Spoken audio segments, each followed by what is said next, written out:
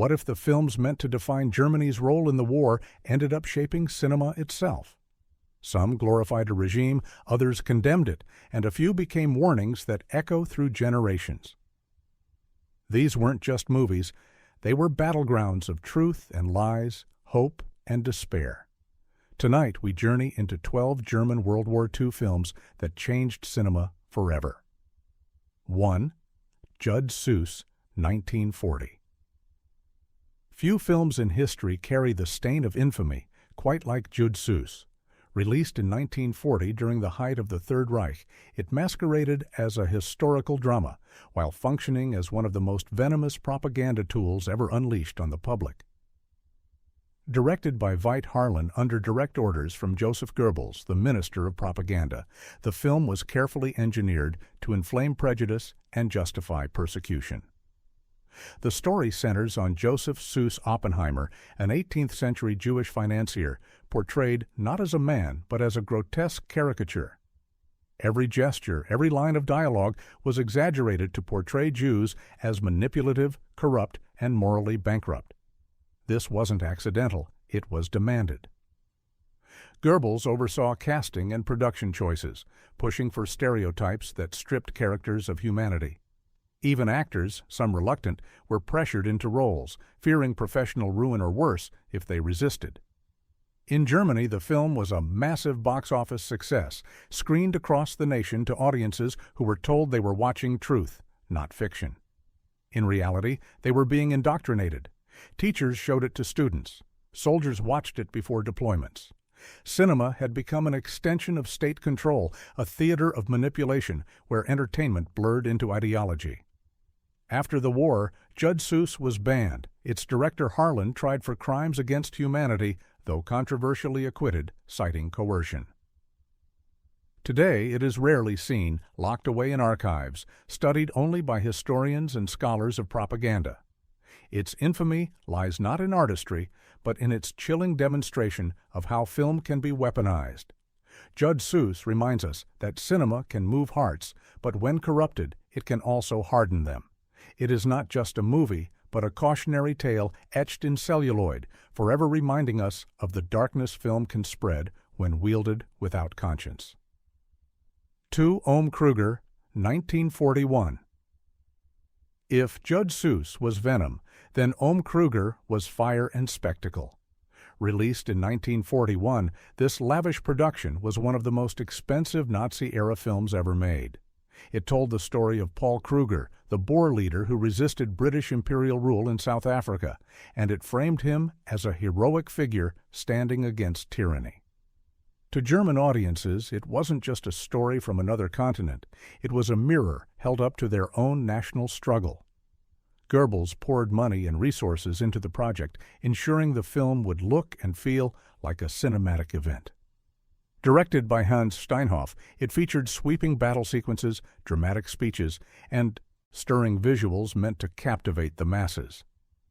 But beneath the grandeur lay something more insidious. It was designed to vilify Britain, one of Germany's key enemies at the time. By painting the British as monstrous oppressors, it reinforced Nazi Germany's wartime propaganda and stoked resentment among its citizens. The film was declared Film of the Nation, a distinction given only to works that Goebbels considered vital to the Reich's messaging. Actors were celebrated, critics within Germany praised it, and audiences were told they were watching a story of truth, justice, and national destiny.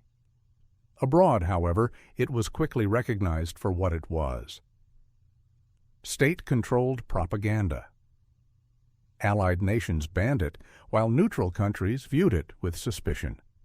In hindsight, what stands out about Ohm Kruger isn't simply its propagandistic agenda, but the sheer artistry that went into making a lie so convincing.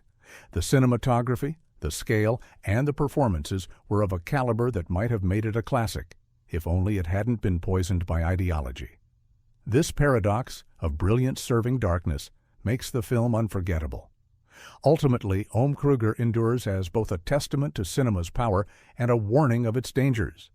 It shows us how moving images can uplift or manipulate, inspire or mislead. A masterpiece of manipulation, it reveals the thin line between storytelling and indoctrination. 3. The Bridge, 1959. After the war ended, German cinema faced a reckoning. The years of propaganda had left a cultural scar, and filmmakers in the late 1950s sought to confront the lies of the past with painful honesty. No film did this with more raw power than Bernhard Wicki's The Bridge, Die Brücke, released in 1959. The film tells the story of 7 teenage boys conscripted into defending a small, strategically meaningless bridge during the final days of World War II. They are barely old enough to shave, let alone fight, yet they are swept into the machinery of war, told they are serving honor and fatherland. What follows is not triumph, but tragedy. As American forces advance, the boys cling desperately to their posts, only to die one by one in a futile defense of nothing. Audiences were stunned. For many Germans, this was the first time cinema confronted the senselessness of the war, not by demonizing an enemy or glorifying sacrifice, but by showing the manipulation and waste of its own children. The imagery was haunting. Faces of innocence hardened by fear, schoolboys carrying rifles instead of books, and a bridge soaked in blood that had no purpose. Critics hailed The Bridge as a turning point for post-war German cinema. It was nominated for an Academy Award for Best Foreign Language Film and won the Golden Globe in the same category. More importantly, it opened the door for German filmmakers to examine guilt, responsibility, and the human cost of blind obedience. The film's power lies in its simplicity. There are no grand battlefields or sweeping heroics, just the devastating truth that war often claims its youngest, most unprepared victims. By stripping away propaganda and facing tragedy head-on, The Bridge became not only a German milestone, but an international symbol of anti-war cinema.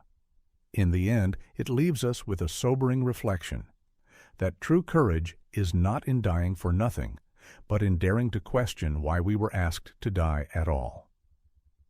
4. Stalingrad, 1993.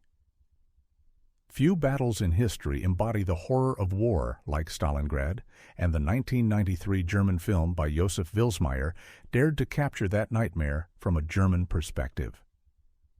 While earlier wartime propaganda painted heroism and destiny, Stalingrad stripped it all away, offering audiences a chilling descent into chaos, futility, and human ruin.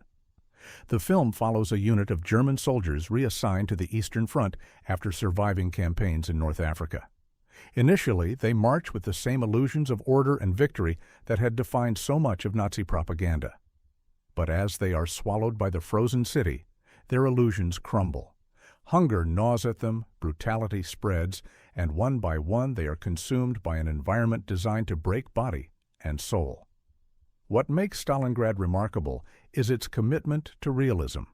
Unlike traditional war films that glorify combat, this film lingers on the suffering, mud-caked uniforms, frost-bitten faces, desperate attempts to cling to humanity amid inhuman circumstances.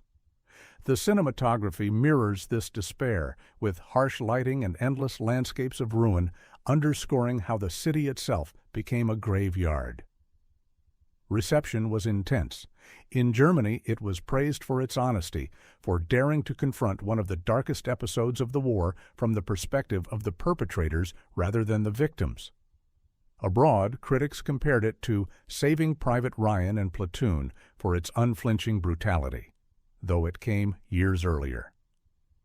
Its influence can be traced in later films and miniseries that sought to show war's human toll without glamour. Ultimately, Stalingrad stands not as a tale of victory or defeat, but as a meditation on the futility of it all. There are no heroes here, only young men swallowed by history's most merciless machine. Its legacy lies in its refusal to soften the truth, reminding us that war is less about banners and battles, and more about lives lost to the cold. 5. Das Boot, 1981. When Wolfgang Petersen's Das Boot surfaced in 1981, it didn't just redefine German cinema, it redefined the war film itself. Based on Lothar Gunther Buchheim's novel, the film chronicles the claustrophobic journey of a German U-boat crew patrolling the Atlantic. Audiences had seen submarine dramas before, but never like this. The film opens with a haunting paradox. Young sailors both eager for adventure and haunted by uncertainty. The U-boat becomes their coffin in waiting, a steel shell creaking under the pressure of the deep. Peterson's direction placed viewers inside the submarine, where the air was stale, the corridors cramped, and death always a heartbeat away. The cinematography used long tracking shots through the narrow vessel, creating an unbroken sense of tension that mirrored the crew's psychological unraveling. Unlike earlier propaganda that celebrated U-boat commanders as national heroes, Das Boot made no attempt to glorify war. The crew are not faceless villains, nor shining patriots. They are human beings enduring impossible conditions. Their boredom, fear, and fleeting moments of camaraderie feel painfully real, drawing viewers into their suffering rather than asking them to celebrate it. Critics hailed it as a masterpiece. International audiences were stunned by its technical precision, and it became the first German film nominated for 6 Academy Awards, including Best Director. More than a war story, it was a meditation on survival, futility, and the madness of sending young men into hopeless battles under the sea. Its influence rippled through Hollywood. Filmmakers borrowed its tension, its sound design, its refusal to separate humanity from horror. Even today, submarine films are measured against the yardstick of Das Boot. The lasting impact of Das Boot is clear. It forced the world to see German soldiers not as abstract enemies or heroes, but as flawed men trapped in a machine of destruction. And in doing so, it reshaped how cinema tells the story of war. 6.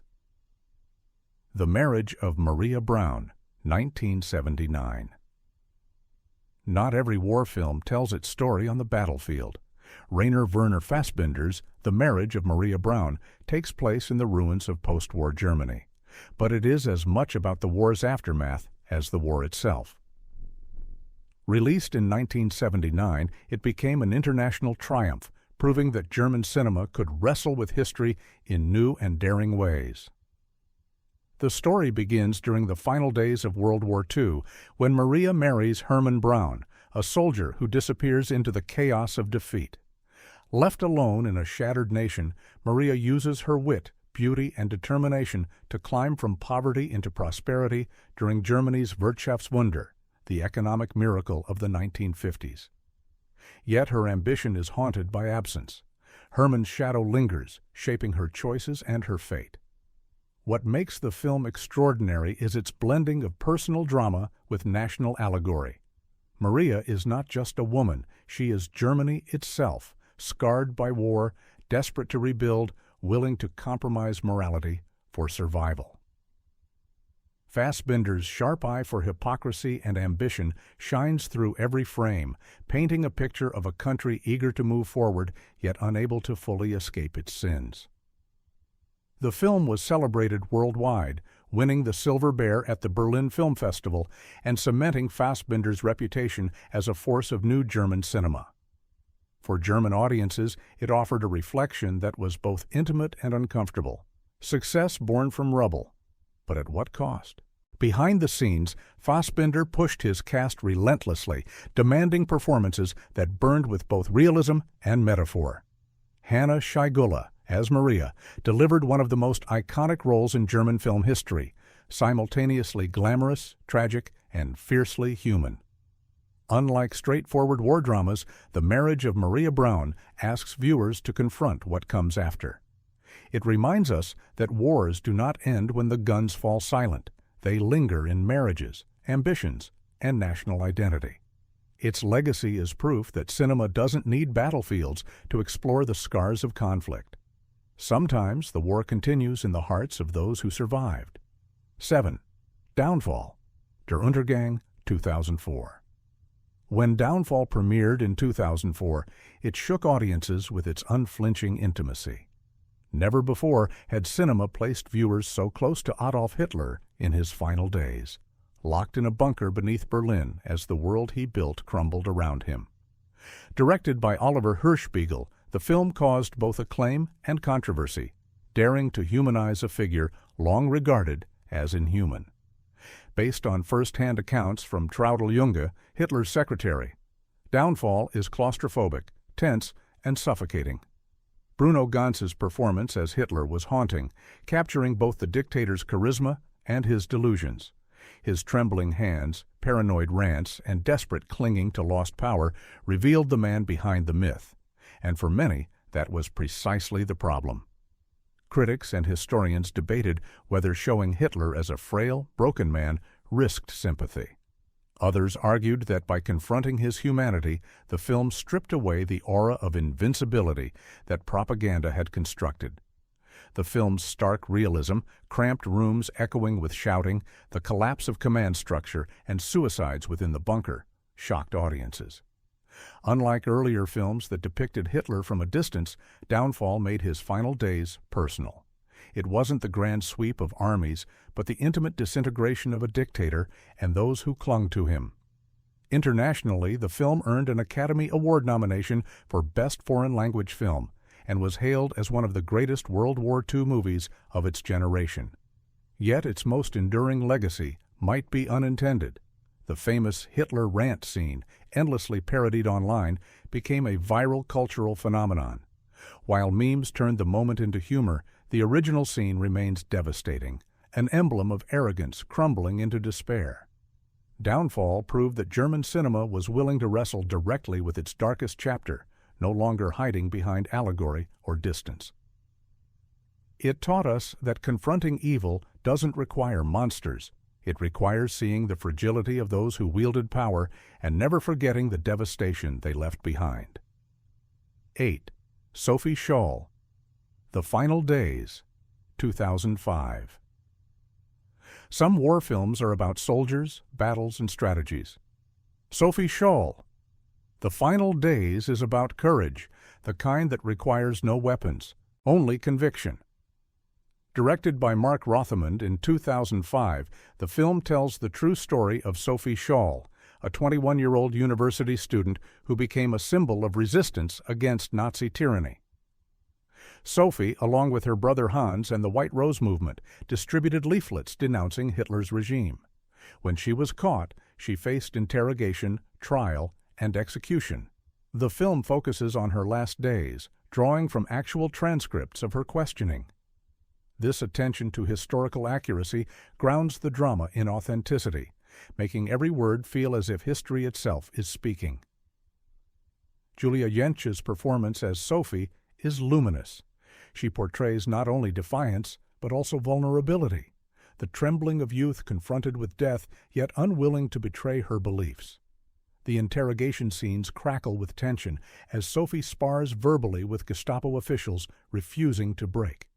Her calm dignity in the face of inevitable execution transforms her into something larger than life, an icon of moral clarity.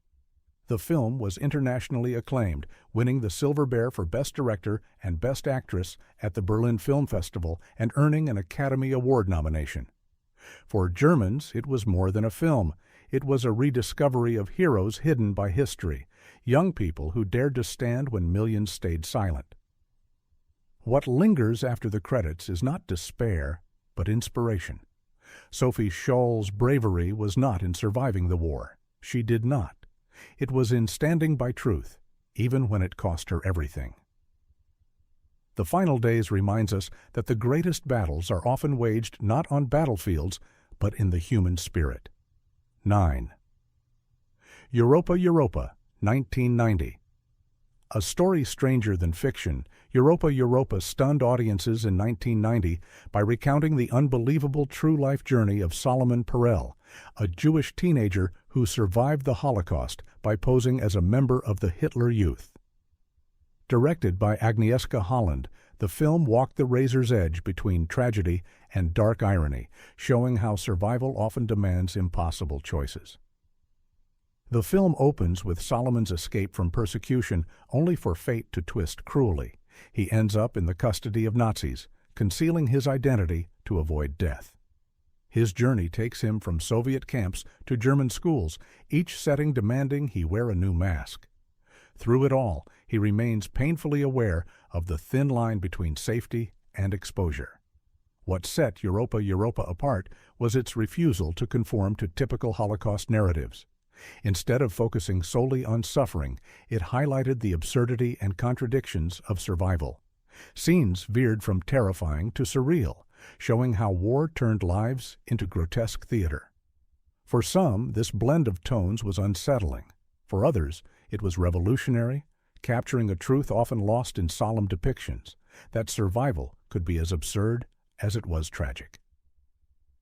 The film sparked controversy in Germany. Despite winning the Golden Globe for Best Foreign Language Film and being celebrated worldwide, it was initially snubbed by German award committees, some of whom feared its unconventional portrayal clashed with solemn remembrance. Yet audiences embraced it, recognizing the humanity in its contradictions.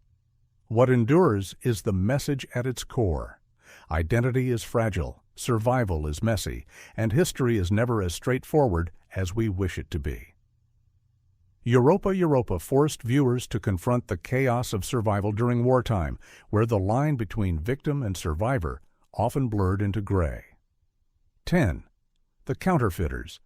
D. Felsher, 2007. When The Counterfeiters premiered in 2007, it told a story so unbelievable it had to be true.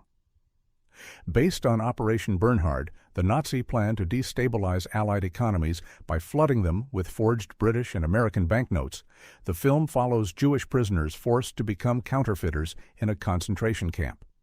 For them, survival meant collaboration, and collaboration meant unbearable guilt. Directed by Stefan Rusowitsky, the film unfolds with suffocating tension. At the center is Salomon Sorowich, a master forger played with icy brilliance by Karl Markovits. Arrested for his crimes before the war, he is spared execution only because of his unique skill set. In the camp, he is given the chance to live, but only by helping the regime he despises. Each forged note is a ticket to survival, but also a reminder of complicity. What makes The Counterfeiters unforgettable is its moral ambiguity. Unlike simple narratives of good versus evil, it places viewers in an impossible dilemma. Do you preserve your own life and the lives of fellow prisoners by obeying, or do you resist and risk immediate death?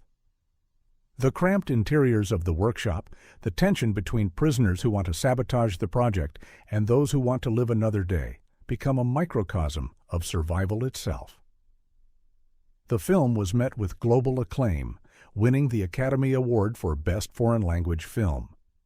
Critics praised its taut storytelling, its refusal to simplify morality, and its unflinching look at survival under oppression. It wasn't just a war film, it was a meditation on compromise, guilt, and the gray areas of human endurance. In the end, The Counterfeiters forces us to confront a haunting question. When survival demands betrayal, what remains of humanity? Its legacy lies in showing that war doesn't just kill bodies, it corrupts souls, leaving scars that can never truly heal. 11. Amen. 2002. Costa Gavras' Amen is one of the most provocative German-related WWII films of the 21st century. Released in 2002, it tackled not only the crimes of the Nazis, but also the silence of those who might have spoken out.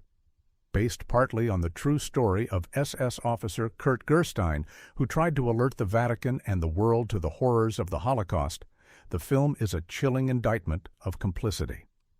The narrative centers on Gerstein, a devout Christian and chemist horrified to discover that the Zyklon he supplied for sanitation was being used in gas chambers. Torn between faith and guilt, he embarks on a desperate mission to expose the atrocities. Alongside him is a young Jesuit priest, a fictional character symbolizing the moral struggle of the Church. Together, they seek intervention, only to encounter silence, politics, and apathy. The film is relentless in its critique. It portrays the Vatican not as a beacon of morality, but as an institution paralyzed by self-interest and fear of political fallout. This sparked outrage among some audiences, particularly in religious circles, who accused the film of unfairly tarnishing the Church. Yet for many, this was precisely its strength. It forced an uncomfortable but necessary conversation about silence in the face of evil. Stylistically, amen. Is stark, almost clinical. Long, quiet dialogues replace battle scenes, underscoring that some of history's most decisive battles were fought not with weapons, but with words, and with silence. The performances ground the story in painful humanity, showing how even those within the system struggled with their conscience. Its legacy is one of confrontation. Amen. Reminds us that evil triumphs not only through those who commit it, but through those who stand by, averting their gaze.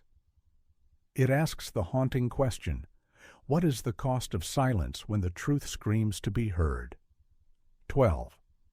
The Marriage of Maria Brown, Legacy Revisited, 1979. Though already discussed earlier in our countdown, no exploration of German WWII cinema can end without returning to Rainer Werner Fassbinder's The Marriage of Maria Brown. More than a film about love or loss, it was a statement on a nation rebuilding itself from ruins. Released in 1979, it became the international calling card of new German cinema, proving that Germany could confront its past through metaphor as well as history. Maria's rise from a war bride to a symbol of post-war ambition mirrors Germany's own resurrection during the Wirtschaftswunder. Her resilience is inspiring, yet her compromises reflect the moral cost of survival. Each relationship she forms, whether with absent Hermann, American soldiers, or wealthy businessmen, becomes a negotiation between love, survival, and ambition. In Maria, Fassbinder distilled an entire nation's struggle to reconcile its identity. Behind the camera, Fassbinder pushed boundaries. He shot with a bold visual style, blending melodrama with biting social critique. Hanna Scheigele's performance gave the film its soul, earning her international acclaim and solidifying her as a face of German cinema. Critics abroad saw Maria Brown not just as a German story, but as a universal meditation on how societies rebuild after trauma.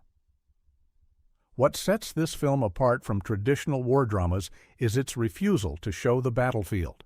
Instead, it shows the long, quiet battle that follows, survival in rubble, ambition built on loss, and dreams haunted by ghosts. Its tragic ending, lingers as a metaphor for the fragility of progress when built on denial.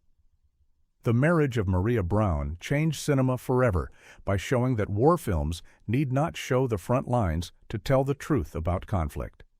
Sometimes the most powerful war stories are those etched into the lives of survivors, carried silently into the future. From propaganda to protest, from tragedy to triumph, these 12 German World War II films prove that cinema is more than entertainment. It is memory, conscience, and warning. Which of these films struck you most? Share your thoughts below, and don't forget to like, subscribe, and join us on our next journey through hidden cinema history.